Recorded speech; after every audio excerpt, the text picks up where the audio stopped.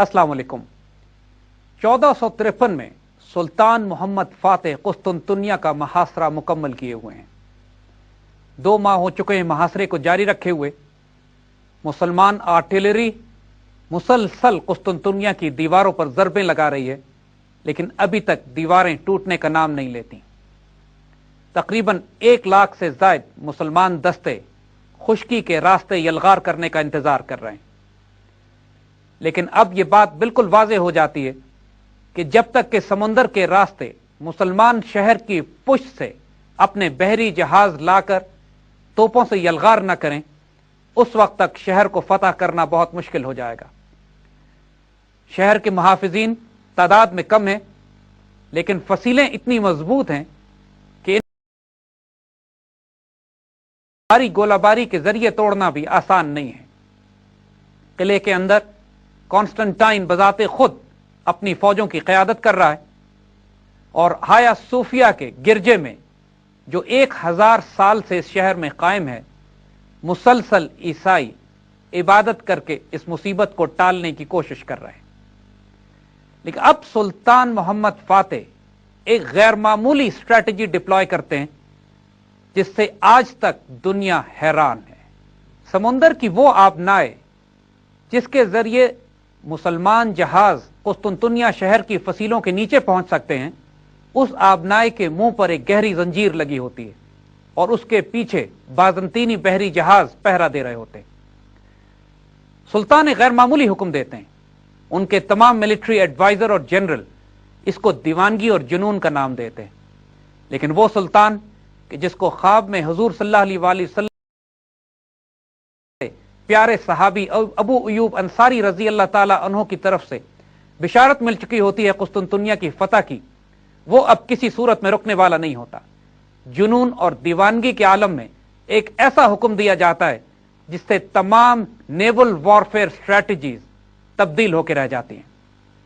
सुल्तान यह हुक्म देते हैं कि मुसलमान बहरी जहाजों को आबनाए के रस्ते शहर की फसील के करीब लाने के बजाय खुश्की पर चढ़ा दिया जाए और 7 मील का सफर तय करके मुसलमान जहाजों को घसीटा जाए और तमाम आबनाए के मुंह और दुश्मन के फ्लीट को बाईपास करके बराह रास्त किले की दीवारों के नीचे समुंदर में जहाजों को उतार दिया जाए। इस काम को करने के लिए मुसलमान एक सड़क बनाते हैं जो समुंदर से शुरू होती है और समुंदर पर खत्म होती है, मगर दरमियान में 7 मील का खुश्की का रास्ता होता है। आसपास के दरख्त काट के रोलर बनाए जाते हैं, उन पर चर्बी मली जाती है और पूरी मुसलमान फौज अपने बड़े बड़े बहरी जहाजों को घसीट कर उन रोलर्स पर चढ़ा देती है। यह किस तरह होता है, आज भी अकल ना मानने को तैयार है ना समझने को। लेकिन यह तारीखी हक कि मुसलमान बहरी बेड़ा लकड़ी के बड़े बड़े रोलर्स पर घसीट कर आबनाए बास्फोरस से कुस्तुनतुनिया शहर की फसीलों के नीचे रातों रात उतार दिया जाता है। यह बजाते खुद एक गैर मामूली बात है कि यह सारा ऑपरेशन रात की तारीकी में होता है और सुबह जब बाजंतीनी उठकर समुंदर की तरफ देखते हैं तो वहां तुर्क बहरी बेड़ा उन पर तोपों से यलगार कर रहा होता है। जिस जगह पर मुसलमान बहरी बेड़ा उतरता है वहां पानी की गहराई कम होती है और मुसलमान जहाज निस्बतन छोटे होते हैं उन बाजंतीनी जहाजों के मुकाबले में कि जो बास्फोरस के मुंह पर उसका दिफा कर रहे होते हैं। नतीजतन बाजंतीनी बहरी जहाज मुसलमानों को इंगेज करने के लिए किले की दीवारों के करीब नहीं आ सकते। अब उनकी नेवी अपनी जगह पर खड़ी रह जाती है, मुसलमान बाईपास करके किले की दीवारों के नीचे आ जाते हैं और अब 2 अतराफ से किले पर गोलाबारी शुरू होती है। अब कुस्तुनतुनिया के किले के अंदर दहशत फैल जाती है।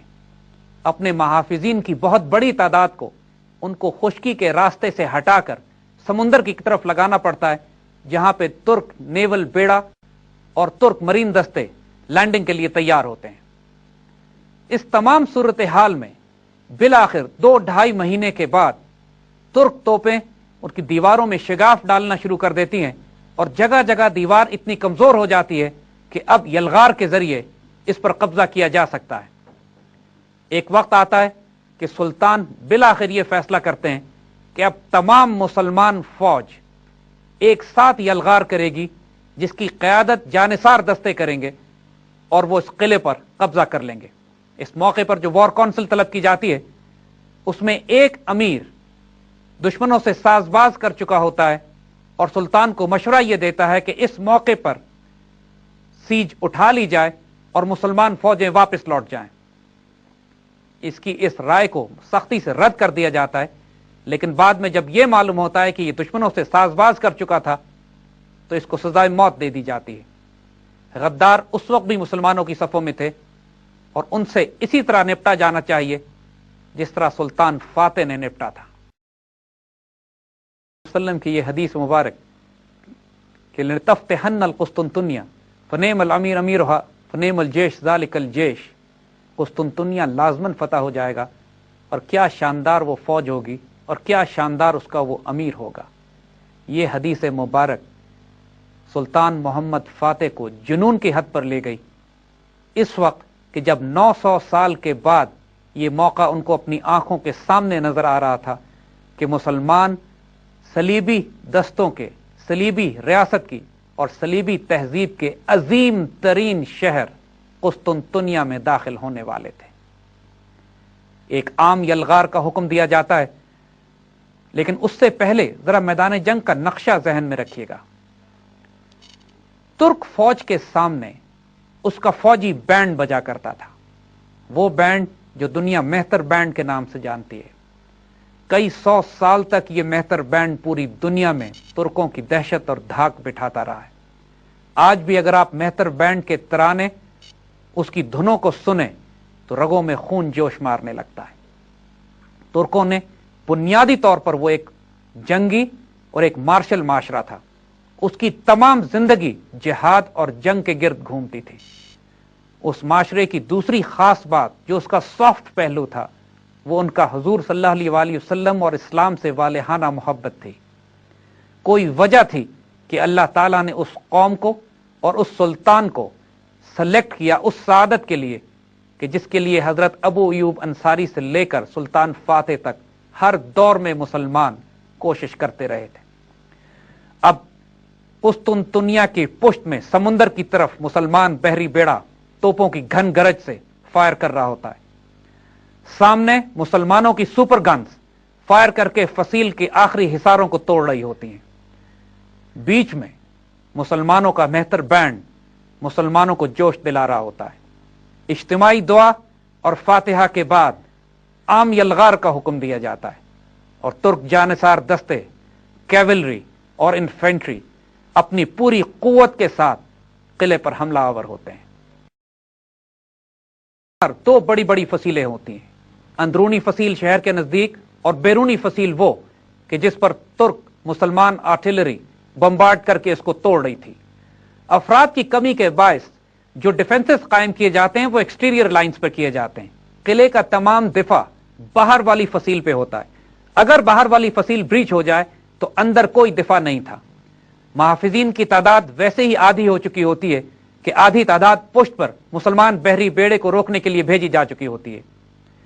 इस वक्त पूरे शहर में एक सोग और मातम का सा समा होता है। तमाम शहरी आया सूफिया के गिरजे में जमा होते हैं और अल्लाह ताला के हुजूर गिड़गिड़ाकर गैबी इमदाद के तालिब होते हैं। लेकिन इस मौके पर कुछ गैर मामूली बातें ऐसी होती हैं कि जिससे शहर के लोग सुकून ये लेते हैं कि जैसे अब इस शहर से बरकत उठा ली गई है और यह शहर इनके हाथ से निकलने वाला है। चांद ग्रहण हो जाता है जिससे बहुत बुरा शगुन लिया जाता है। इसी तरह लोगों को शहर के ऊपर कुछ रोशनियां रक्स करती नजर आती हैं जिससे तासुर यह लिया जाता है कि इस शहर से बरकत निकल कर बाहर जा रही है। इन तमाम तोहमात और शगुनों के नतीजे में वैसे ही हौसले टूट जाते हैं। जब मुसलमानों के वॉर ड्रम्स बजना शुरू हो जाते हैं तो एम्परर कॉन्स्टेंटाइन शहर की गलियों में फिरता है और आखिरी दफा इस पर निगाह डालता है और उसके बाद फसील की तरफ रवाना हो जाता है जहां पे वो अपनी फौजों की क़यादत करता है। मुसलमान दस्ते अल्लाह अकबर के नारों और मेहतर बैंड की जोशीली धुनों के दौरान फसील को रोनते हुए शहर में दाखिल हो जाते हैं। कुस्तुनतुनिया जो पिछले 1000 साल से ईस्टर्न बाइजेंटाइन एम्पायर का मरकज और तमाम सलीबी दुनिया का महाफिज किला था, अब मुसलमानों के कदमों तले रोंदा जा रहा होता है। रिचर्ड द लायन हार्ट जब सुल्तान सलाहुद्दीन अयूबी के मुकाबले पर फलस्तीन रवाना होता है तो उससे पहले हाया सूफिया के गिरजे में आकर इबादत करता है। तमाम सलीबी फौजें कुस्तुनतुनिया के रस्ते अनातोलिया में दाखिल होती थीं।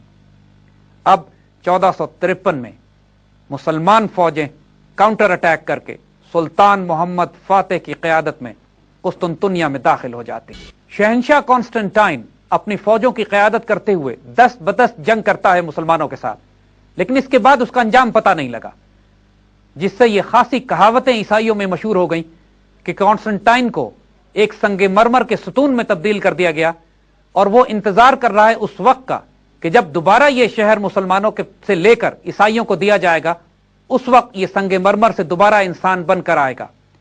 इसी तरह जो पादरी था हाया सूफिया के गिरजे का, उसके बारे में भी ये रिवायत मशहूर हो गई कि जो ही मुसलमान गिरजे में दाखिल हुए उसको 2 फरिश्ते उठा के वहां से ले गए, और जब ये इलाका दोबारा ईसाइयों के पास आएगा तो इस पादरी को भी वापस लौटा दिया जाएगा।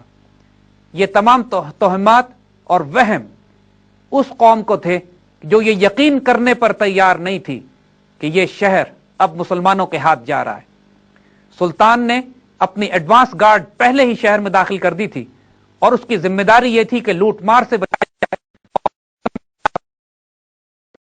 जाए कि कहीं हादसातन या जंग के दौरान वो जाया ना हो जाए। पूरा शहर इंटैक्ट मुसलमानों के हाथ में आ जाता है। सुल्तान तमाम शहर को अमान दे देते हैं। शुरू में कुछ बद इंतजामी होती है, लेकिन उस पर जल्दी काबू पा लिया जाता है। जब आया सूफिया के गिरजे में सुल्तान फातिहाना शान से अपने फौज के जर्नैलों के साथ दाखिल होते हैं तो सज्दा शुक्र अदा करते हैं। हुक्म दिया जाता है मौज़िनों को कि बुलंदी पर चढ़कर अजान दी जाए, और पहली मर्तबा इस्लाम के ज़हूर के बाद बाज़ंतीनी सल्तनत के मरकज कुस्तुनतुनिया में अजान दी जाती है। आया सोफिया के गिरजे को मस्जिद में तब्दील कर दिया जाता है और अगले तकरीबन 600 साल तक ये मुसलमानों की मस्जिद का काम देता है। इसकी दीवारों पे तस्वीर पर रंग रोगन कर दिया जाता है और इसके अंदर एक मस्जिद का मंबर ला के रखा जाता है। 1923 में जब खिलाफत का खात्मा होता है तो मुस्तफ़ा कमाल पाशा दोबारा इस मस्जिद को गिरजा तो नहीं बनाता, लेकिन इसको एक अजायब घर में तब्दील कर देता है। आज अगर आप इस्तांबुल जाइए तो आया सूफिया एक म्यूजियम की हैसियत से आपका इस्तकबाल करेगा। इसके अंदर दीवारों पे किया हुआ रंग आहिस्ता आहिस्ता करके हटाया जा रहा है और नीचे से वो तमाम तस्वीर दोबारा जाहिर हो रही हैं जो 1000 साल पहले से इस गिरजे में बनाई गई थी। आया सूफिया के गिरजे में नमाज अदा करने के बाद सुल्तान सबसे पहले हजरत अबू अयूब अंसारी के मकाम को तलाश करते हैं और उनकी कब्र के पास एक बहुत खूबसूरत मज़ार तामीर किया जाता है। आज भी कुस्तुनतुनिया की फसील के बाहर इस्तांबुल में अयूब सुल्तान के नाम से वो डिस्ट्रिक्ट है जहां पे हजरत अबू अयूब अंसारी का मज़ार पूरी दुनिया से आने वाले मुसलमानों के लिए अकीदत और मोहब्बत की जगह है। कुस्तुनतुनिया का नाम तब्दील कर दिया जाता है और इसको इस्लाम्बुल यानी इस्लाम फैलाने वाली जगह रख दिया जाता है। आइंदा आने वाले वक्तों में इस्लाम्बुल तब्दील होकर इस्तांबुल बन जाता है। सुल्तान मोहम्मद फातेह ने तोपकापी का भी महल वहां तैयार कराया। आइंदा आने वाले वक्तों में इस्तांबुल के शहर में खूबसूरत तरीन इमारत और मसाजिद तामीर की जाती हैं। आलम इस्लाम की खूबसूरत तरीन मस्जिद ब्लू मॉस्क, जिसको सुल्तान अहमद जामे भी कहते हैं, आया सूफिया के सामने कायम की गई है। 7 खूबसूरत पहाड़ियों पर मुश्तमिल ये शहर इस्तांबुल उम्मत मुस्लिमा के ताज का हीरा है। आज भी इंतहाई खूबसूरत शहर जिसको तुर्कों ने बहुत मोहब्बत और प्यार के साथ संभाल के रखा है।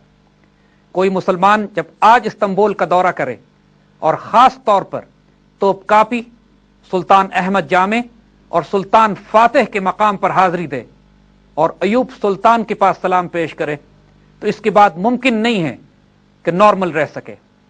उसके एक पूरे वजूद में एक रूहानी तगय्युर आता है जो मुसलमानों के जलाल और जमाल की नुमाइंदगी करता है, जिसका ये शहर अमीन है। तोपकापी का किला वही है कि जहां पर आज तबर्रुकात नबी सल्लल्लाहु अलैहि वसल्लम रखे हुए हैं। अगर तोपकापी के महल में आप जाइए तो वहां एक खास कमरे में हुजूर सल्लल्लाहु अलैहि वसल्लम, खुलफाए राशिदीन और सहाबा कराम की तलवार और हुजूर के मुंह मुबारक बहुत ही मोहब्बत और प्यार के साथ संभाल के रखे हुए हैं।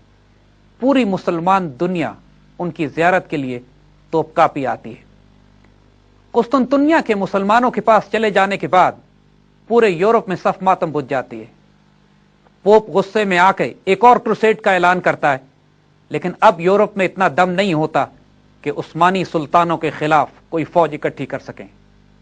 जमीन पर और समुंदर में अब ला इलाहा इल्लल्लाह का परचम लहरा रहा होता।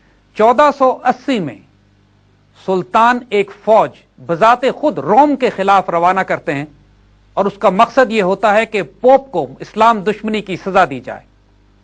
उस वक्त यूरोप में कोई ताकत ऐसी नहीं होती जो इस मुसलमान लश्कर को रोक सके और मुसलमान इटली के साहिल पर उतर जाते हैं। रोम चंद हाथ पे होता है और नजदीक होता है कि तमाम ईसाई दुनिया के चिराग बुझा दिए जाएं कि अब यहां भी कुदरत का हाथ मुसलमानों को रोक लेता है। 1481 ईस्वी में मुसलमान रोम में दाखिल होने वाले होते हैं कि पीछे इस्तांबुल में सुल्तान मोहम्मद फातेह का इंतकाल हो जाता है। तो यहीं रोक दिया जाता है और ये वापस इस्तांबुल लौट जाता है। ये इंतहाई करीब आ चुका था कि दुनिया से ईसाइयत के तमाम मरकज मिटा दिए जाएं। ईस्टर्न बाइजेंटाइन एम्पायर तो पहले ही मुसलमानों के पास थी और वेस्टर्न रोमन एम्पायर, इसका कोई मुहाफिज मुसलमानों और इसके दरमियान मौजूद नहीं था, सिवाय इसके कि अल्लाह ताला ये नहीं चाहता था कि ईसाई दुनिया को जड़ से मिटा दिया जाए, वरना आज यूरोप और वेस्टर्न यूरोप तमाम मुसलमान होता। सुल्तान मोहम्मद फातेह को इस्तांबुल ही में दफन किया गया और इनके मज़ार के करीब एक इंतहाई खूबसूरत मस्जिद जो बिल्कुल शक्ल शबाहत में ब्लू मॉस्क या सुल्तान अहमद जामे से मिलती है, तामीर की गई। इस फतह के बाद तुर्क इस्लामी हुकूमत आलम इस्लाम की अजीम तरीन सल्तनत बनकर उभरती है और पूरी दुनिया के मुसलमान ये फैसला करते हैं कि अब उम्मत की इज्जत और आबरू की हिफाजत के लिए खिलाफत को बगदाद से मुंतकिल करके उस्मानियों को दे दिया जाए। चंद ही सालों में खिलाफत पहली मर्तबा अरबों के हाथ से निकलकर गैर अरबों के पास जाती है और उस वक्त के उलमा फतवा देते हैं कि गैर अरबों की खिलाफत अब जायज करार दी गई है, चूंकि मुसलमान उम्मत की हिफाजत के लिए और कोई ताकत उस वक्त दुनिया में मौजूद नहीं होती जो कुफ्फार का चीन से लेकर यूरोप तक और नॉर्थ अफ्रीका से लेकर यमन तक उम्मत मुस्लिमा की हिफाजत कर सके। अब यह तुर्क हुकूमत खिलाफत उस्मानिया के नाम से जानी जाती है और अगले आने वाले कई 100 साल तक उम्मत मुस्लिमा की इज्जत और आबरू की मुहाफिज होती है। ये तुर्क खुलफा सबसे पहले ये टाइटल इख्तियार करते हैं जो आज हम सऊदी अरब के हुक्मरानों का सुनते हैं, खादिमुल हरमैन अश-शरीफैन। तुर्कों की हुजूर सल्लल्लाहु अलैहि वसल्लम से मोहब्बत मिसाली है।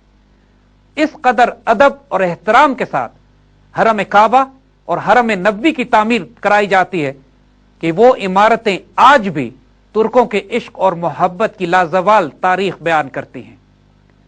मस्जिद नबी की तामीर तो इस कदर प्यार से की गई कि 1-2 नस्लें लग गई इसमें। पूरी मुसलमान दुनिया से कारीगरों को बुलाकर मदीने के बाहर आबाद किया गया और उनको हुक्म दिया गया कि अपना फन अपने बच्चों को सिखाएं और साथ साथ बच्चों को हाफिज कुरान भी बनाएं। जब वो बच्चे अपना फन सीख गए तो उन बच्चों को मस्जिद नबी की तामीर पर लगाया गया, इस प्यार के साथ कि वो तामीर के दौरान कुरान पाक की तिलावत करते रहते और हथौड़ों के ऊपर चमड़े लपेटे गए ताकि ठोकने की आवाज से हुजूर सल्लल्लाहु अलैहि वसल्लम को जहमत ना हो। इस अदब और प्यार के साथ तामीर की जाने वाली तुर्क मस्जिद नबी काबा आज भी अपनी जगहों पर कायम है और इंशाअल्लाह कयामत तक कायम रहेंगे। सुल्तान मोहम्मद फातेह के हाथों फतह किया हुआ इस्तांबुल का शहर आज भी अल्लाह के फजल से मुसलमानों के पास है। پہلی جنگ عظیم میں کمبائنڈ برٹش اور فرینچ فورسز نے قسطنطنیہ پر قبضہ کرنے کے لیے ایک نیول اٹیک کیا تھا، لیکن جس طرح سلطان فاتح کی توپوں نے اس وقت دشمنوں کے فلوٹیلا کو روک کے رکھا تھا، اسی طرح ڈارڈنل اسٹریٹ میں فرینچ اور برٹش جہازوں کو ٹرکش آرٹلری نے ڈبو دیا اور یہ شہر مسلمانوں کے پاس ہی رہا۔ جس طرح مڈل ایجز میں بغداد کی تباہی امت مسلمہ کی سب سے بڑی ہزیمت اور بربادی تھی، اسی طرح قسطنطنیہ کی فتح امت مسلمہ کے لیے سب سے باعزت اور عروج پر لے جانے والا موقع تھا۔ اس کے بعد آنے والے عثمانی سلطانوں نے خلافت کو وسیع کرنے کا کام جاری رکھا اور خلافت عثمانیہ دنیا کی عظیم ترین سلطنت بن کر ابھری، جو روس کے جنوب سے لے کر جبرالٹر تک اور ویانا سے لے کر یمن تک پھیلی ہوئی تھی۔ بعد میں آنے والے سب سے شاندار سلطان سلیمان عالی شان تو ویانا کے دروازوں تک جا پہنچے تھے اور قریب تھا کہ ویانا بھی فال ہو جاتا، لیکن یہ وہ آخری حد تھی کہ جہاں تک مسلمان یورپ میں داخل ہو سکے۔ یہ خلافت عثمانیہ کی آخری حد بنی۔ اسی طرح جو نیول فلیٹ تھا عثمانیوں کا، وہ میڈیٹرینین پر حکومت کرتا پھرتا تھا اور عظیم ترین نیول ایڈمرل خیر الدین بربروسا بھی اسی دور میں مسلمانوں کو ملے۔ 16ویں صدی کے یہ تقریباً درمیان کا وقت امت مسلمہ کی 3 بڑی بڑی تہذیبوں کے عروج کا وقت ہے۔ اناطولیہ میں خلافت عثمانی سلیمان عالی شان کی قیادت میں اپنے عروج پر تھی، ایران میں صفوی اپنی حکومت کو منظم کر رہے تھے، اور انڈیا میں بابر مغل حکومت کی بنیاد رکھ کر مغلیہ دور کا آغاز کر چکے تھے۔ قسطنطنیہ کی شکست نے یورپ کی بھی ذہن اور فکر کو تبدیل کر کے رکھ دیا تھا، اور جو تبدیلی دنیا میں قسطنطنیہ کے فال کے بعد آتی ہے، اس سے پوری دنیا کی تاریخ اور نقشہ بدل کے رکھ دیا جاتا ہے۔ قسطنطنیہ مسلمانوں کے پاس چلے جانے کی وجہ سے خراسان، ایسٹرن یورپ اور سینٹرل ایشیا کے تمام زمینی راستے یورپینز کے لیے بند ہو جاتے ہیں۔ یورپین اب مجبور ہوتے ہیں کہ چین کی طرف تجارت کے لیے بحری راستے اختیار کریں۔ مجبوراً بڑے بڑے بحری بیڑے تیار کیے جاتے ہیں کہ جو یورپ کے تاجروں اور فوجوں کو لے کر پوری دنیا میں پھیلتے ہیں۔ یہ ایک حادثاتی نتیجہ ہوتا ہے کہ جس کے نتیجے میں یورپین کولونائزیشن کا آغاز ہوتا ہے۔ وہ دنیا کے مختلف علاقوں کو فتح کرتے ہیں اور یورپینز اپنی اپنی کالونیز پوری دنیا میں قائم کرنا شروع کرتے ہیں۔ 1492 میں اسپین فالک ہوتا ہے، غرناطہ کی ریاست بالآخر مکمل طور پر عیسائیوں کے پاس چلی جاتی ہے اور یورپ کے اس حصے سے مسلمانوں کا نام و نشان مٹا دیا جاتا ہے۔ اسپینش انکویزیشن کے ذریعے ایک ایک مسلمان کو ہسپانیہ سے نکال باہر کیا جاتا ہے، اور ساتھ ساتھ بحری بیڑے روانہ کیے جاتے ہیں نئی دنیا کی تلاش میں، اور وہ امریکہ ڈسکور کیا جاتا ہے۔ کولمبس کو نئی دنیا دریافت کرنے کا مشن، اس کا تعلق براہ راست اس بات سے ہوتا ہے کہ اسپین سے مسلمانوں کا اخراج کر دیا جاتا ہے، مگر قسطنطنیہ میں مسلمان یورپ میں داخل ہو چکے ہوتے ہیں۔ آل عثمان تقریباً 625 سال تک بڑی شان سے حکومت کرتے ہیں، لیکن 20ویں صدی کے آغاز میں پہلی جنگ عظیم کے بعد خلافت اسلامی حصے بکھرے کر دی جاتی ہے۔ علامہ اقبال نے بہت دکھ سے اس پہ شعر کہا تھا کہ چاک کر دی ترک نادا نے خلافت کی قبا، اپنوں کی سادگی بھی دیکھ اوروں کی عیاری بھی دیکھ۔ 1923 میں خلافت اسلامیہ کی تباہی کے بعد آج تک امت مسلمہ بغیر خلافت، بغیر مرکز کے ہے۔ مسلمان نیشن سٹیٹس میں تقسیم ہو چکے ہیں اور کوئی روحانی اور سیاسی اور فوجی قیادت کا مرکز نہیں ہے۔ اس صورتحال میں امت مسلمہ کی تمام تر امیدوں کا مرکز اب پاکستان کی اسلامی ریاست ہے، جو مدینے کے بعد ایک دوسری اسلامی نظریاتی مملکت ہے۔ ترک قوم گو کہ ظاہراً اس کو سیکولر بنانے کی ہر ممکن کوشش کی گئی، ابھی تک آتش اسلام اور عشق رسول میں بھڑک رہی ہے، اور یورپ پاکستانیوں کے بعد اگر کسی قوم سے خوف کھاتا ہے تو وہ آل عثمان، وہ ترک ہیں کہ جن کی تلواریں 1000 سال تک امت مسلمہ کی حفاظت کرتی رہیں۔ آج دنیا میں خلافت باقی نہیں ہے، لیکن اگر آپ نے خلافت کا جلال اور جمال دیکھنا ہے تو استنبول جائیے، تبرکات نبوی کی زیارت کیجیے جو آنے والے خلیفہ کے منتظر ہیں، اور جب اس شہر میں جائیں تو ایوب سلطان کے پاس بھی حاضری دیجیے اور اس جنتی سلطان محمد فاتح سے ملنا نہ بھولیے گا۔ اللہ سلطان محمد فاتح پہ اپنی رحمتیں اور برکتیں نازل کرے۔ یہ ان چند خوش نصیب مسلمان سلاطین میں سے ہیں جن کو اپنی زندگی ہی میں حضور صلی اللہ علیہ وآلہ وسلم کی حدیث شریف کے مطابق جنت کی بشارت دے دی گئی تھی۔ امت مسلمہ پہ سلطان فاتح کا بہت بڑا احسان ہے